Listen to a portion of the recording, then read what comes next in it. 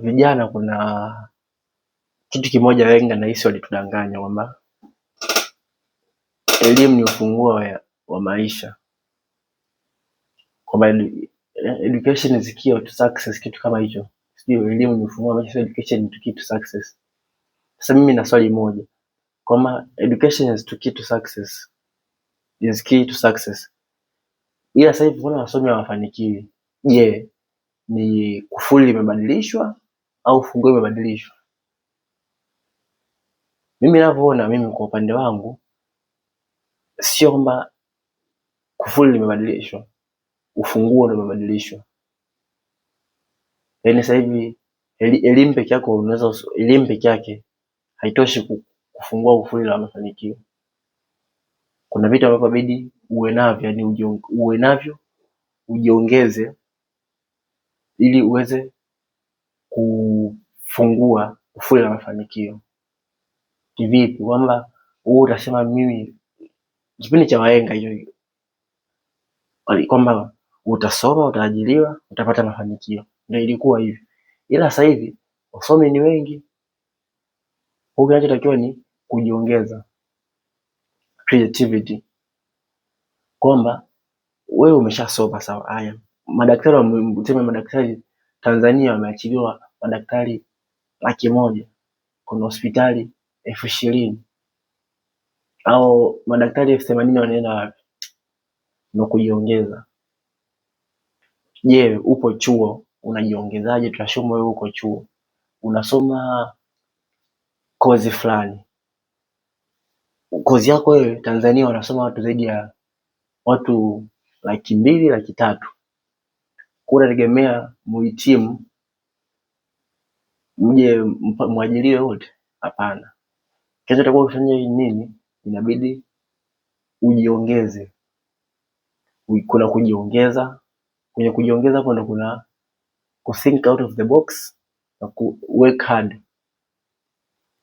Baada ya kujiongeza au umejiongeza, mimi ni tunaona ni afu mara nyingi mimi kwa research nilofanya, vijana wengi amesema mtu yuko chuo akaamua mimi napiga bachelor of law, ila nina biashara yangu side hustle hii hapa.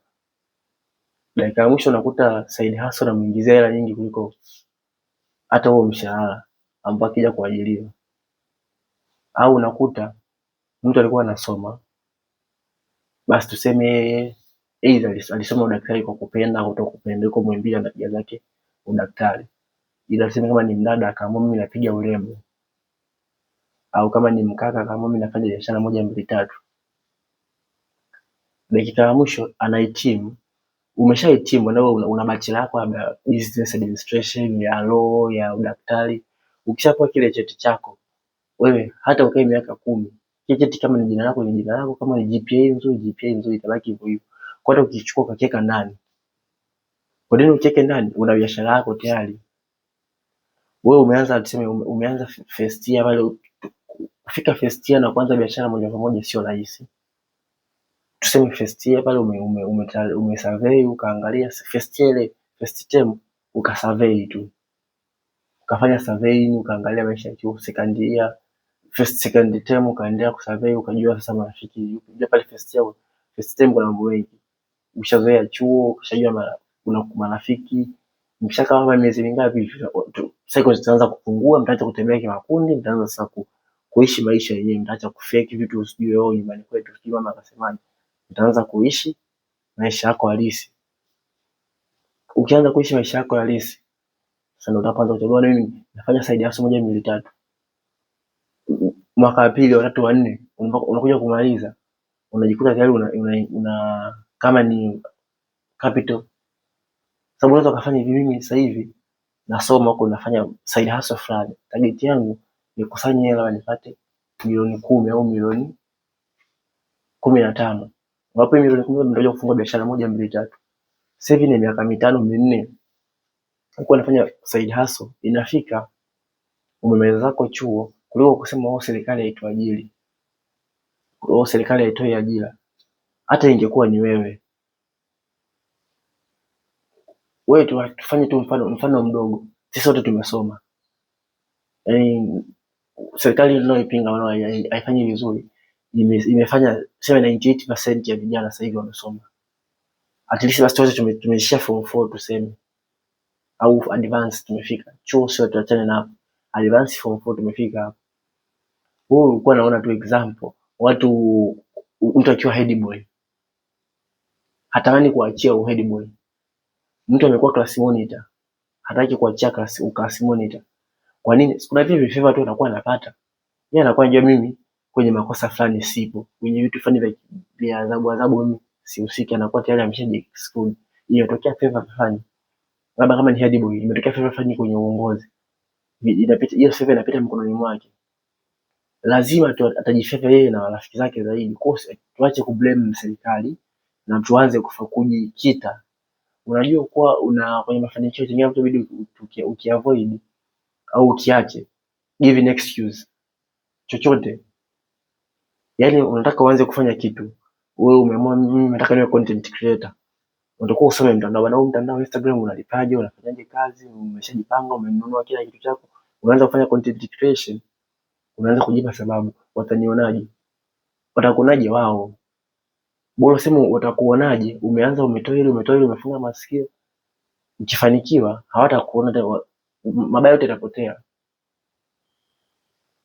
Pili, give an excuse ama tuseme kwenye chochote unachokifanya utakuwa tu give excuse. Chengine unajua jambo moja maybe tulisema kama cut off friends. Second year maybe uwe tayari ku cut off friends au people in your cycle ambao wanakufanyia upuuzi huu hapa.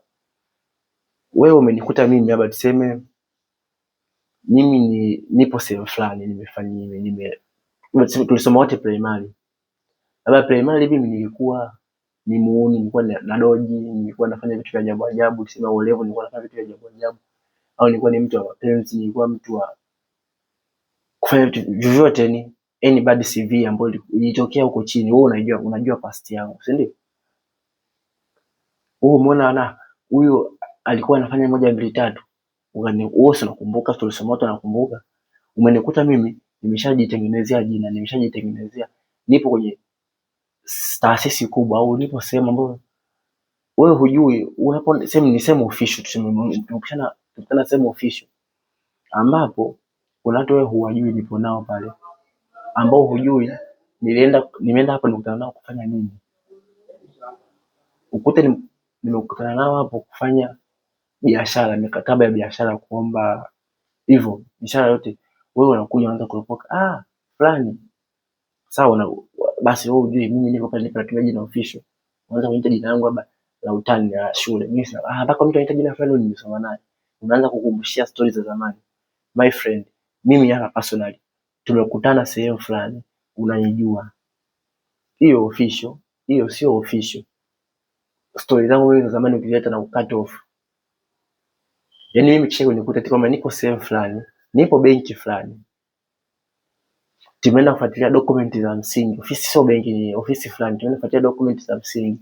Wewe unanijua, niite pembeni, vipi sawa, kwa nguvu tusalimiane, ongea sense. Niite jina langu nisalimie, misha nyingine za msingi pita hivi. Huwezi usije ukileta mtu yoyote amekuletea wewe, umenikuta mimi ofisi za msingi, naenda kuomba kitu cha maana, wewe unajua nimeenda kufanya nini hapa. Labda naomba waniamini wanikopeshe milioni 100 nikafanya biashara fulani. Wewe unasema mimi unakuja huyu alikuwa mwizi, huyu alikuwa anafanya moja, alikuwa mimi Nixon nilikuwa, ishakuwa historia. Yani ni Nixon alikuwaga, sio mimi. The Nixon wa sasa hivi na Nixon wa past alikuwaga ni vitu viwili tofauti. Kwa hiyo hata wewe personally JK umenikuta sehemu tulisoma wote primary au tulisoma wote sijui O level, tulisoma wote popote, tulikutana sijui jeshi, sijui ngazi yote chuo, yani point umenikuta present, ongelea cha sasa hivi bana. Vipi nipe kama ni deal ya kazi, kama ni idea za kazi, collaboration hiyo, ila sio lete Nixon wa zamani ambaye labda sema alikuwa anavuta bangi, unamleta sasa hivi. tuseme umenikuta ofisi inaomba, tuseme unaomba passport au nipo benki naomba mkopo wa milioni 100. Wewe ukianza kuleta stori za alikuwa anavuta bangi, watanipa? Hapana. Nafikiri mimi nitakuchukuliaje? Basi tuseme ofisi yenyewe wakaamua tu kufunika kombe mwanadamu apite, au nafikiri atakuchukuliaje? Kwa hiyo kwenye maisha pia tujifunze kucut off watu wakipuuzi. Kwa hiyo swali tulikuwa nasema kwamba education is key to success. Education personally, mimi sasa hivi naona education is not the only key, yani essentials to success. Education sio major wala sio the only one, kwamba kama zamani nilivyokuwa kwa wahenga walituambia kwamba education is key to success, ila sio peke yake, kwamba kuna vitu ambavyo inabidi uwe navyo. Kuna creativity, kuna avoiding giving yourself excuse, kwamba kujipa sababu watanichukuliaje. Kuna zingine nasema kuwa tayari kujaribu, kutake risk. Kuna avoiding being shy, acha kuona aibu. Yani tafuta namna, kama wewe ni kazi yako au namna yako tafuta hela, ni lazima uface watu, jifunze. Wewe assume kama unafanya ni kitu fulani cha kitabidi labda tuseme wewe umeamua content creation, unaogopa sasa labda unajua kudance au una content fulani ambayo bwana mimi itabidi labda unatangaza biashara au unafanya packaging ya juice, au tuseme itabidi utangazie biashara yako watu wakuone. Unasema mimi sitengeneze kwa sababu gani? Naona aibu. Utasema unaona aibu, dakika ya mwisho dunia sasa hivi ukiona aibu hutafika popote. Kwa my friend, education is not the only key or not the only essential to success.